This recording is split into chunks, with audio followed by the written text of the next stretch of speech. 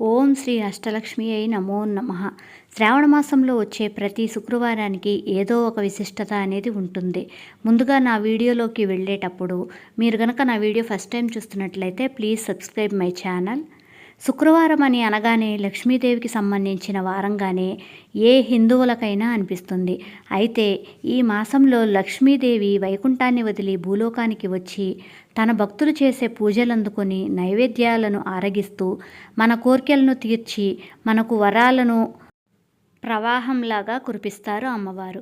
అంతటి శక్తివంతమైన ఈ మాసంలో ప్రతి శ్రావణ శుక్రవారం రోజు అమ్మవారి నామాన్ని తలుచుకుంటూ స్తోత్రాలు, శ్లోకాలు, పూజలతో ఏ ఇల్లు అయితే ఉంటుందో వారి ఇల్లు అష్టైశ్వర్యాలతో నిండిపోతుంది మన శాస్త్రాలు చెబుతున్నాయి.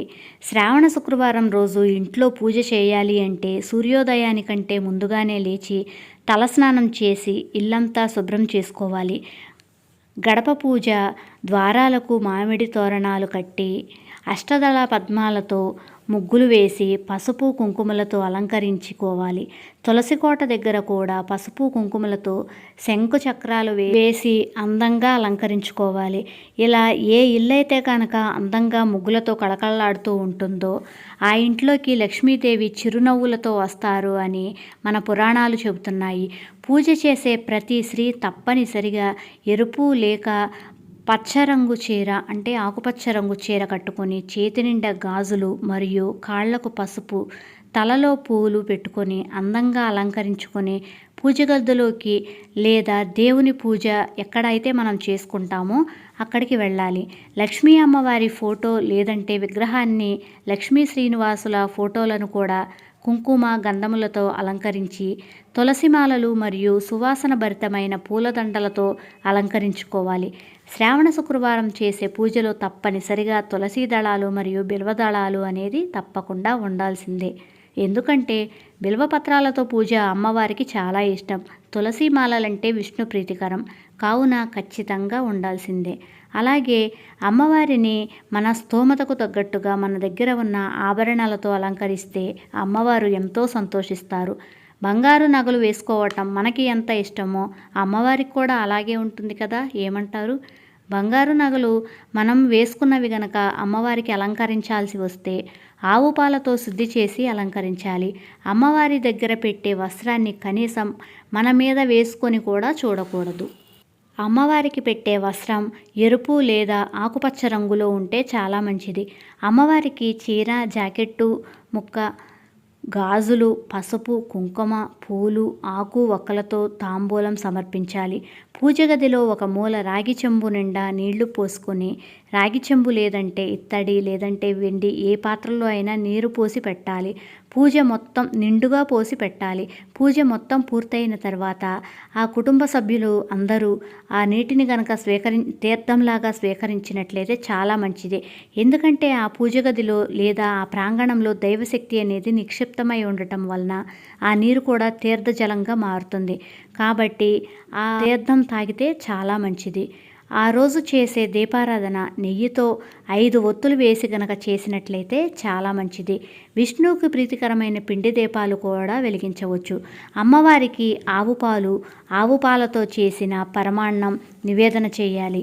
అమ్మవారికి ఆవు పిడక మీద సాంబ్రాణి వేసి ధూపం చూపించి చివరిగా 3 ప్రదక్షిణలు చేసి అమ్మవారికి మీ మనసులోని కోరికను చెప్పుకున్నట్లయితే అమ్మవారు తప్పకుండా వింటారు.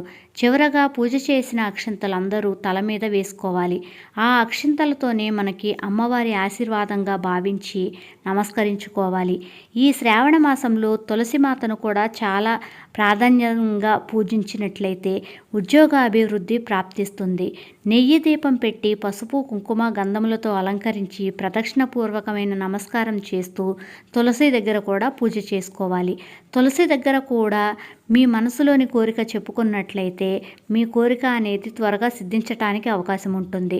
ఒక్క ముత్తైదువుకైనా సరే ఆ రోజు పిలిచి భోజనం పెట్టి లక్ష్మీ స్వరూపంగా భావించి భోజనం పెట్టి తాంబూలం ఇస్తే అఖండ సౌభాగ్యం మీ సొంతమవుతుంది. ఈ విధంగా ఎవరైతే అమ్మవారిని భక్తి శ్రద్ధలతో 4 వారాలలో ఎప్పుడు వీలైతే ఆ శుక్రవారం పూజ చేస్తారో వారికి ధనలక్ష్మి కటాక్షం అనేది ఉండి ఆర్థిక సమస్యలు లేకుండా సుఖ సంతోషాలతో జీవిస్తారు. శ్రావణ మాసంలో అమ్మవారికి పూజ చేసిన వారు ఒక పూట భోజనం చేస్తే మంచిది. ఉపవాసం ఉండగలిగిన వారు ఉపవాసం ఉన్నా కూడా మంచిదే. లేదు అంటే భోజనం చేయకుండా ఉండలేము అనుకునే వాళ్ళు ఉల్లి వెల్లుల్లి లేని సాత్విక ఆహారం తీసుకోవటం చాలా ఉత్తమం. ఈ నెల రోజులు ఆడవారు ఆకుకూరలు వంకాయలు తినకూడదని శాస్త్రాలు చెబుతున్నాయి. అవి వారి వారి అభిష్టానికే వదిలివేస్తున్నాను. ఎందుకంటే వారికి అనుకూలతలను బట్టి అవన్నీ పాటించాలి. హిందూ ధర్మంలో గుమ్మడికాయను లక్ష్మీ స్వరూపంగా భావిస్తారు కనుక గుమ్మం దగ్గర గుమ్మడికాయ ఇంటి ముందు ఈ మాసంలో కనుక కట్టుకున్నట్లయితే అందరూ క్షేమంగా ఉండి ఎటువంటి నెగిటివ్ ఎనర్జీ అనేది ఇంటి లోపలికి రాకుండా కాపాడుతుంది. స్త్రీలు ఈ మాసంలో గోరింటాకు పెట్టుకొని పూజ చేస్తే చాలా మంచిది. గోరింటాకు అంటే 5వ తనానికి చిహ్నంగా భావిస్తారు కాబట్టి గోరింటాకు కనుక పెట్టుకొని పూజ చేసినట్లయితే సంపూర్ణమైన ఫలితం లభిస్తుంది. పూజ పూర్తయిన తర్వాత సాయంత్రం లోపు ఇంటికి కల్లుప్పు లేదా రాళ్ళుప్పు తెచ్చుకుంటే చాలా మంచిది. ఎందుకంటే ఆర్థిక సంబంధమైన ఇబ్బందులు తొలగిపోయి ఇక మీదట అటువంటి సమస్యలు లేకుండా అమ్మవారు మన మీద ఎప్పుడూ తన కటాక్షాన్ని కురిపిస్తూ ఉంటారు. పూజ పూర్తయిన తర్వాత చివరిలో కొబ్బరికాయ పూర్ణఫలం కాబట్టి తప్పనిసరిగా కొబ్బరికాయ కొట్టి పూజని పూర్తి చేసుకోవాలి. మీకు గనక ఈ వీడియో యూస్ఫుల్ అయినట్లయితే please subscribe my channel. Thank you for watching.